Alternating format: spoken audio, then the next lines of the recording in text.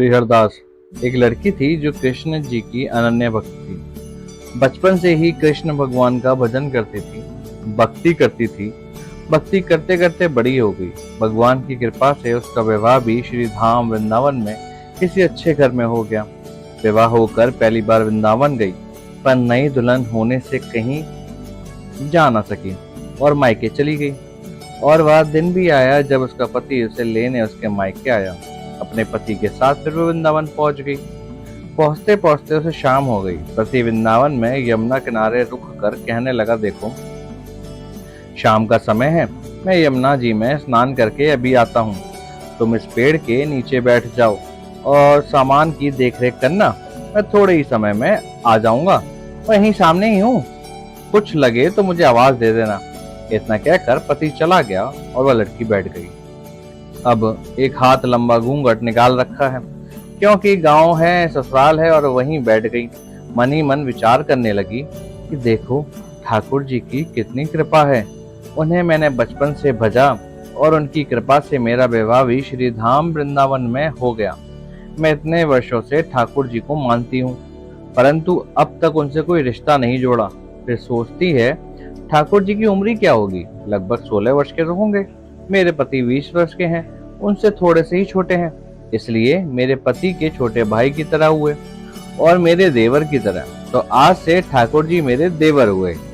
अब तो ठाकुर जी से नया संबंध जोड़कर बड़ी पसंद हुई और मन ही मन ठाकुर जी से कहने लगी, देखो ठाकुर जी, आज से मैं तुम्हारी भाभी हूँ और तुम मेरे देवर हो। अब वो समय आएगा जब तुम मुझे भाभी भाभी कहकर पुकारोगे।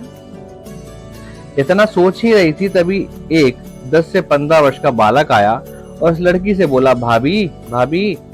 लड़की अचानक अपने भाव से बाहर आई और सोचने लगी, वृंदावन में तो मैं नई हूँ, ये भाभी कहकर कौन बुला रहा है। नई थी इसलिए घूंघट उठाकर नहीं देखा कि गांव के किसी बड़े बूढ़े ने देख लिया तो बड़ी बदनामी होगी। अब वह बालक बार बार कहता पर वो उत्तर ना देती।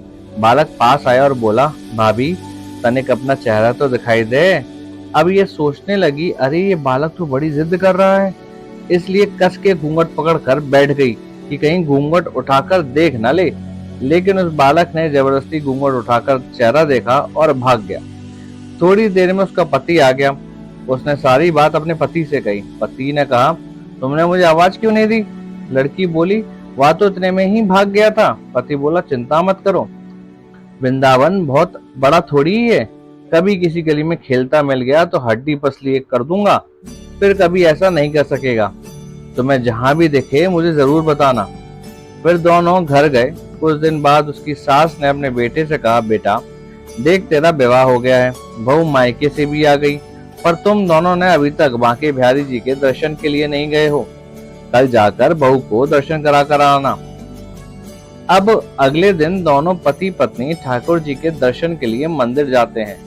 मंदिर में बहुत भीड़ थी। लड़का कहने लगा, देखो तुम स्त्रियों के साथ आगे जाकर दर्शन करो, मैं भी आता हूँ। अब वह आगे गई पर घूंघट नहीं उठाती। उसे डर लगता है कोई बड़ा बूढ़ा देखेगा तो कहेगा, नहीं बहू घूंघट के बिना घूम रही है।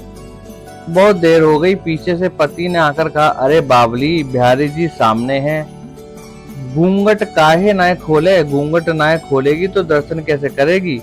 अब उसने अपना घूंघट उठाया और श्री जो बांके बिहारी जी की ओर देखा तो बांके बिहारी जी की जगह वही बालक मुस्कुराता हुआ दिखा। तो एकदम से चिल्लाने लगी, सुनिए जल्दी आओ जल्दी आओ। पति पीछे से भागा भागा आया और बोला, क्या हुआ। लड़की बोली, उस दिन जो मुझे भाभी भाभी कहकर भागा था वो बालक मिल गया। पति ने कहा, कहाँ है, अभी उसे देखता हूँ। तो ठाकुर जी के ओर इशारा करके बोली, ये रहा, आपके सामने ही तो है। उसके पति ने जो देखा तो वो बौचक्का रह गया और बोला, तुम धन्य हो, वास्तव में तुम्हारे हृदय में सच्चा भाव ठाकुर जी के प्रति है।